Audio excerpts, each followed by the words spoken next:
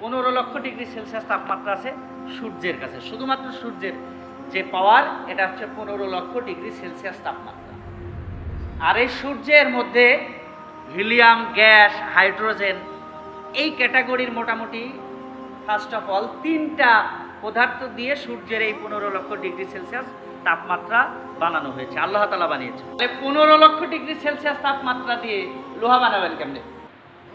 অথচ 15,00,000 তাপমাত্রা মাটির নিচে নেই, 15,00,000 তাপমাত্রা দুনিয়ায় নেই, 15,00,000 তাপমাত্রা আছে সূর্যের কাছে। শুধুমাত্র সূর্যের যে পাওয়ার এটা হচ্ছে 15,00,000 তাপমাত্রা। আর এই সূর্যের মধ্যে হিলিয়াম গ্যাস, হাইড্রোজেন এই ক্যাটাগরির মোটামুটি ফার্স্ট অফ অল 3টা পদার্থ দিয়ে সূর্যের এই 15,00,000 তাপমাত্রা বানানো হয়েছে, আল্লাহ তাআলা বানিয়েছে। এই জন্য এক সূর্য দিয়ে গোটা পৃথিবীতে আলোকিত করা সম্ভব। কিন্তু এই সূর্য দেখে যদি কোনো মানুষ মনে করে আমরা এমন একটা লাইট বানাবো, একটা গ্রাম আলোকিত করব, সম্ভব হবে? হবে না, পারবে না, কেউ পারবে না। কিন্তু সূর্য পারে, কারণ সূর্যের কাছে 15,00,000 তাপমাত্রা আছে। আর এই 15,00,000 তাপমাত্রার কাছেই লোহা ছিল।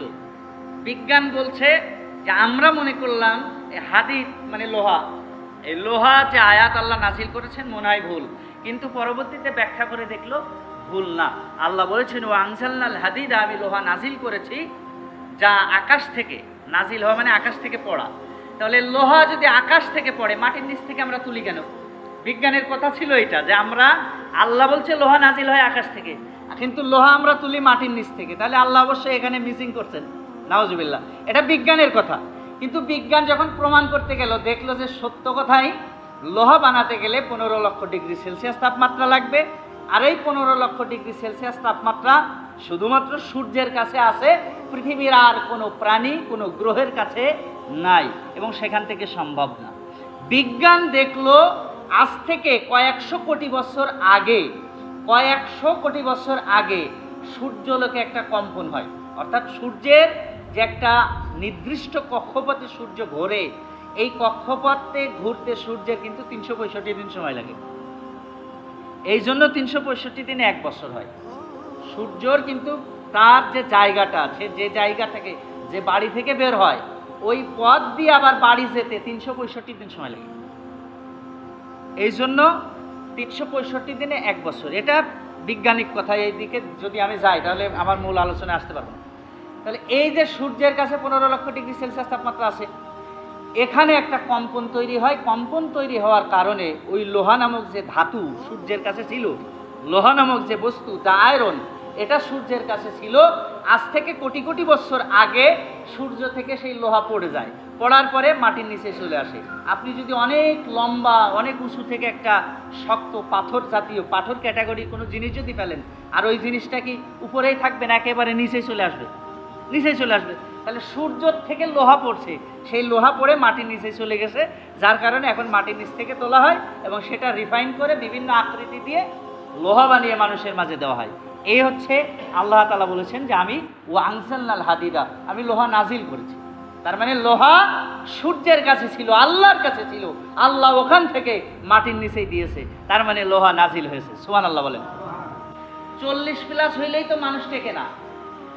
বাংলাদেশের স্বাভাবিক মাত্রা, স্বাভাবিক 37-35 ডিগ্রি সেলসিয়াস তাপমাত্রা হয়, এতেই মানুষ অস্থির হয়ে যায়, এতেই গাছপালাগুলি শুকিয়ে যায়। তাহলে যেখানে 37 ডিগ্রি সেলসিয়াস তাপমাত্রা হইলে গাছপালা মারা যায়, সেখানে বিজ্ঞান কত ডিগ্রি সেলসিয়াস তাপমাত্রা আবিষ্কার করতে পারে? হয়তো 100 ডিগ্রি, নয়তো বা 200 ডিগ্রি, 200।